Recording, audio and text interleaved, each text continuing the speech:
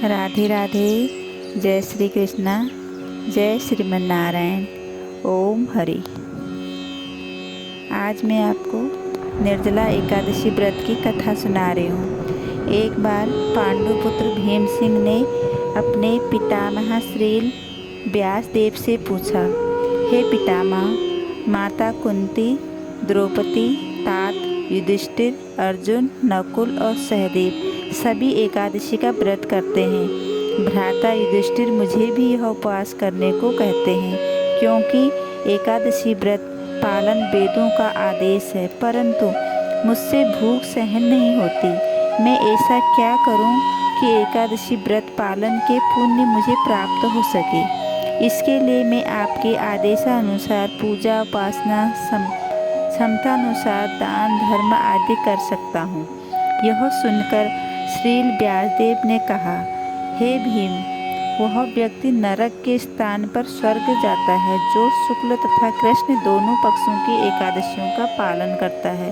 अतः मास में इन दो तिथियों को अन्न ग्रहण करना वर्जित है। भीमसेन ने भय से कांपते हुए कहा, वर्ष में 24 एकादशियों का पालन करना मेरे लिए असंभव है। दिन रात की बात क्या, मैं तो क्षण भर भी भूखा नहीं रह सकता।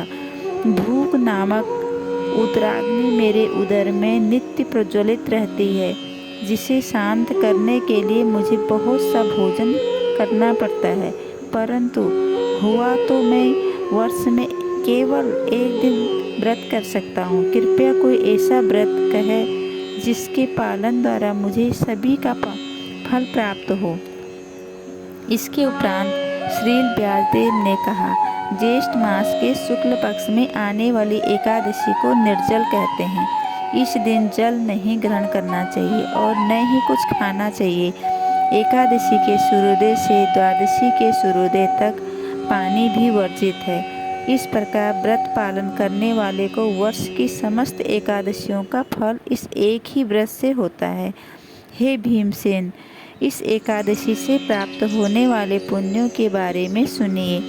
इस व्रत के पालन से सभी तीर्थों में स्नान का फल मिलता है और मृत्यु के समय यमदूत के स्थान पर सुंदर विष्णुदूत उस व्यक्ति को वैकुंठ ले जाएंगे। इस एकादशी का पालन करके जो कोई भी गोदान करता है, वह अपने सभी पाप कर्मों से मुक्त होता है। श्रील व्यासदेव ने पुनः कहा, हे भीमसेन, अतः तुम्हें अपने पूर्व पाप पुण्य प्रतिक्रियाओं से मुक्ति पाने हेतु इस आवश्यक व्रत को अवश्य करना चाहिए।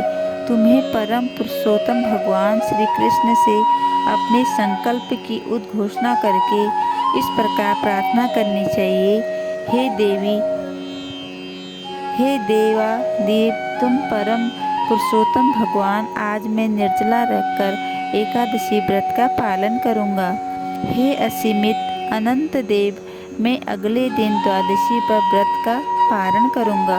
अतएव अपने पापों से निर्वृत्त के लिए भक्तों को भगवान में पूर्ण श्रद्धा तथा अपनी इंद्रियों पर पूर्ण संयम के साथ इस एकादशी व्रत का पालन करना चाहिए।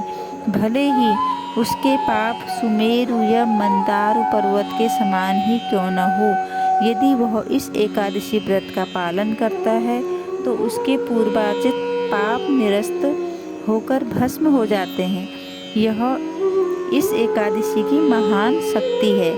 हे भीम, भगवान कृष्ण ने कहा कि इस एकादशी का पालन करने वाले व्यक्ति को पवित्र जल में स्नान करना चाहिए, सुयोग्य व्यक्ति को दान करना चाहिए, जप माला पर भगवान के पवित्र नामों का जप करना चाहिए और संचित यज्ञ करना चाहिए। इस प्रकार उसे अक्षय लाभ की प्राप्ति होती है। किसी दिन किसी अन्य धार्मिक कार्य को करने की कोई आवश्यकता नहीं है। इस दिन एक ब्राह्मण को जलयान, एक छाता या जूते चप्पल दान देने वाला व्यक्ति निश्चित हो स्वर्ग की लोकों को जाता है। इस व्रत की महिमा को जो कोई भी श्रवण करता है, उसे अमावस्या के साथ आने वाली प्रतिपदा के दिन पितरों को दिया हुआ तर्पण का फल मिलता है। साथ ही उस व्यक्ति को वैकुंठ प्राप्त होता है। एकादशी के अगले दिन व्यक्ति को परम पुरुषोत्तम भगवान की जल, पुष्प, इत्र तथा दिए द्वारा त्रिविक्रम रूप से पूजा करके हृदय से प्रार्थना करनी चाहिए। हे देवादेव, हे मुक्ति प्रदाता, हे ऋषिकेश, इंद्रियों के स्वामी, कृपया मुझे मुक्ति का उपहार दें। यद्यपि मैं इस जल से भरे पात्र से अधिक कुछ नहीं अर्पित करके लायक नहीं हूँ, तब भक्त वह पात्र ब्राह्मण को दान करें। जब पांडु पुत्रों ने इस एकादशी के विषय में सुना तो इस व्रत के पालन का निश्चय किया। उसी समय से भीमसेन ने भी इस व्रत का पालन करना आरंभ किया। इसीलिए इस एकादशी को भीमसेनी एकादशी भी कहा जाता है। भगवान श्री कृष्ण ने घोषणा की, जो कोई भी इस एकादशी के दिन पुण्य कर्म करता है, तीर्थ स्थान में स्नान करता है, वैदिक मंत्रों का पठन करता है और यज्ञ करता है, वह सब अक्षय हो जाता है। यहाँ ब्रह्मवेद्य पुराण से पांडव निर्जला एकादशी की महिमा का गान किया गया। यदि कोई व्यक्ति सर्वाधिक शुष्क मौसम में निर्जल उपवास करता है तो यह एक अत्यंत साहसिक कार्य है। भीम ने एक ऐसे व्रत हेतु प्रार्थना की जिसके द्वारा वह समस्त अन्य उन व्रतों के पालन का पुण्य प्राप्त कर सके जिनका पालन करने में वे असमर्थ थे। व्यास देव ने उन्हें इस कठिन व्रत का पालन करने का सुझाव दिया। उन्होंने बताया कि व्यक्ति को संध्या काल में भगवान को दुग्ध स्नान करवाकर भगवान की उपासना करनी चाहिए। द्वादशी पर उसे व्रत का पालन करने से पूर्व ब्राह्मणों को जल का पात्र दान करना चाहिए व भोजन करवाना चाहिए। हे पुत्र, भगवान केशव जो कि हाथों में शंख, चक्र, गदा व पद्म धारण करते हैं, ने स्वयं मुझसे बताया कि संपूर्ण वर्ष में होने वाली एकादशी के व्रत के पालन का पुण्य इस एक एकादशी निर्जल पर व्रत करके प्राप्त किया जा सकता है। इसमें कोई संशय नहीं है।